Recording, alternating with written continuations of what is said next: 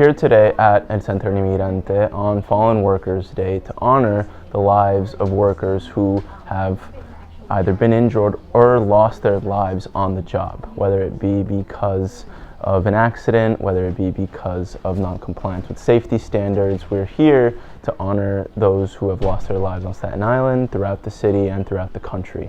We wanted to make a specific point to remember the individuals and the families of those who have been lost, but we're also here to push for efforts from the community, from the government, from our neighbors to make sure that all workers report to safe work sites. We thank you for being with us, and we hope you'll take a moment to honor the fallen.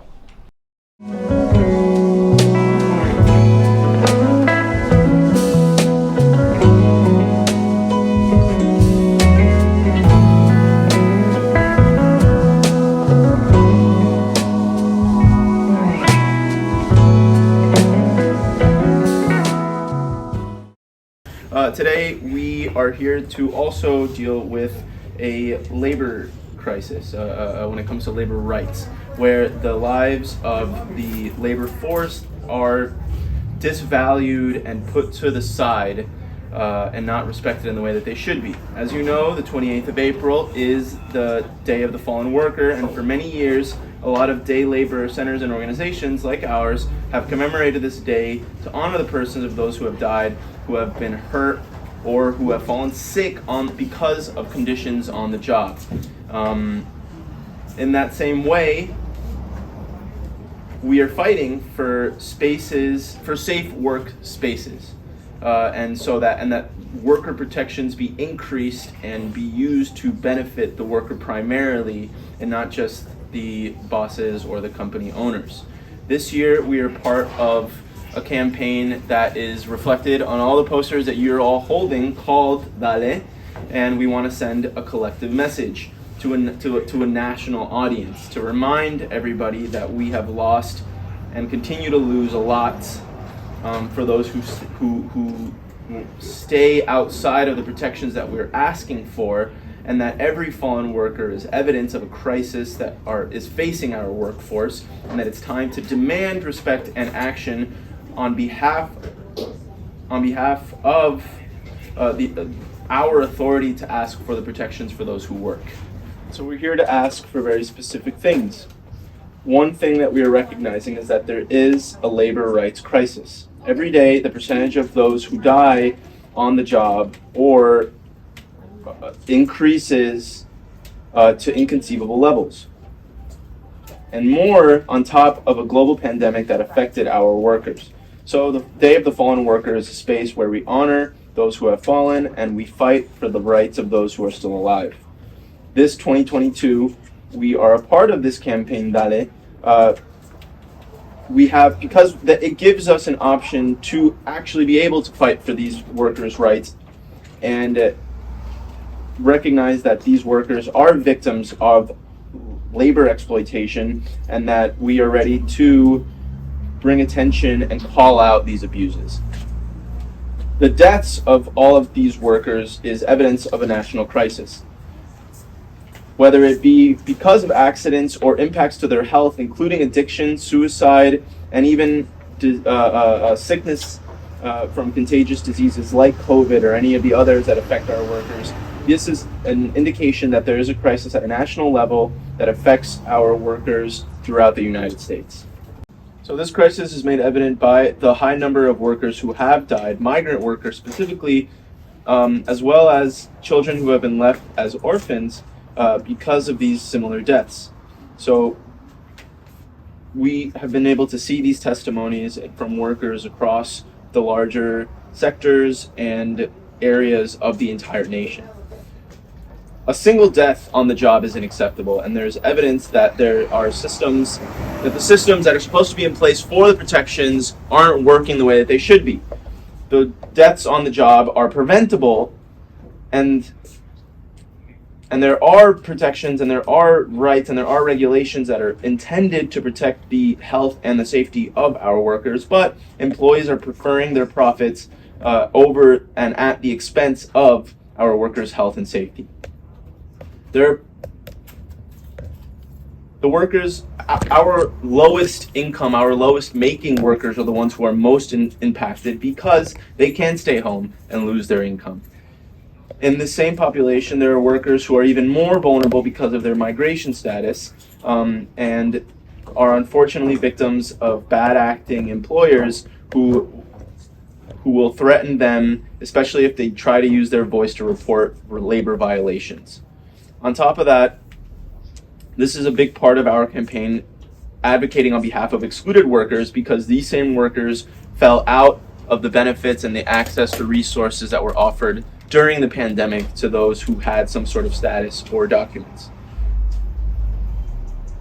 This forced labor has basically acted as a subsidy for the economy of the United States, where the lives of our neighbors, of our community members, of our documented and undocumented workers alike have been sacrificed for the quote-unquote well-being of our nation.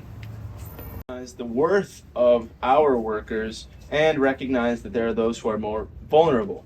Many people have fallen or have lost their lives on the job because their employers they have forced them to work in terrible conditions during the pandemic without regard for their lives and putting them into extreme situations on the job. To accept their humanity means that we should recognize and at the very least give the families who have lost workers to conditions like the ones that I've mentioned, their documents or any adjustment in status since they lost a family member. And the crisis we see throughout all industries and sectors, from farms to factories. We see chicken processing sites, construction sites, and we see hotels, all of them being industries that take advantage of our labor force and their families are the ones who are paying the highest price. If we want to live in a healthy society, we have to anticipate these protections for the most vulnerable and their families, and this includes work permit for them and their family members, because we believe that with these protections, these heroes and members of the working class can raise their voice against employers who are exploiting them and in general protect our laboral rights. Workers to eventually forget them completely. The only time that our society recognizes how essential our workforce is when it's suffering visibly, like during the pandemic. And the same Department of National Security that is supposed to advocate on behalf of laboral rights is the same one that labeled us as quote-unquote essential workers. The same action shows that without us, this country could not exist at any level. In order to apply migratory laws, there are thousands of ICE officials who will arrest and detain migrant workers on the job. However, that hypocrisy extends for us to see that there aren't enough resources to apply those same rules to the employers who abuse of the workers during the workplace. It's time to take action to the local level. If the federal government doesn't work, and it's unable to offer protections for our workers, then local governments should be able to provide relief. They should be able to try health trainings and housing assistance for those who have been working during the pandemic and during national disasters to save the economy of the very communities they are a part of. Excluded workers throughout the country have been fighting for a vision that is beyond what we currently have. We've been trying to secure unemployment insurance, access to vaccines, as well as general medical services and other resources that will save lives. We know that the pandemic hasn't finished. Restaurant workers, for example, are exposed to thousands of people every day of every week at their job. They could easily be infected and bring COVID back to their families. And now, on top of all the other impacts that they've had throughout the pandemic, they're the ones who will be affected most by inflation in our economy. Lastly, our demands. We ask for papers, so documents and adjustment of status for those who call out abuses of laboral rights on the job. Number two, we ask for work permits for those who have worked during the pandemic and other disasters, just like as well as those families for those who have fallen. Number three, we would like to include the workforce in protective measures against COVID-19, like access to vaccines and unemployment funds. And lastly, we would like to defund immigration and put that money into departments like the Department of Labor so that the Department of Labor can complete its mission and protect our workers from exploitation and abuse. Thank you. I wanted to highlight, to give life, to honor the story of a fallen worker who actually very recently lost his life 3 weeks ago. His picture's over there. His name was Olger Molina, and this member of the Brooklyn community, he wasn't actually someone who lived on Staten Island, he lived in Brooklyn and worked in Brooklyn, lost his life on a construction site 3 weeks ago, 2 days after his 47th birthday. So far, all the employers and all the construction companies have tried to wash their hands of any responsibility, have tried to push his family outside of any protections or any benefits that they might be able to claim on his behalf. And the community is really trying to bring attention to his case because his case is very similar to the cases that many of our community members face, where they aren't recognized, or even compensated isn't even the right word. They're not even recognized for the sacrifice and the loss that they've had to endure, and they're not supported in any way, and they're kind of seen as collateral damage for a parking lot or a mall or a building or what have you. And so even though I didn't know him personally, I know that he wasn't necessarily a part of the Staten Island community. I think it's important to recognize Olga Molina as a member of the immigrant community, as a member of the working community, as a member of the New York City community. So thank you for listening. Anyone else wants to speak, please feel free to come up to the offering and place any picture, any offering of any kind that you would like to leave. Thank you for making the time to come together, because we know that oftentimes we only come together as a community to celebrate happy things. And that's not to say that really heavy and hurtful and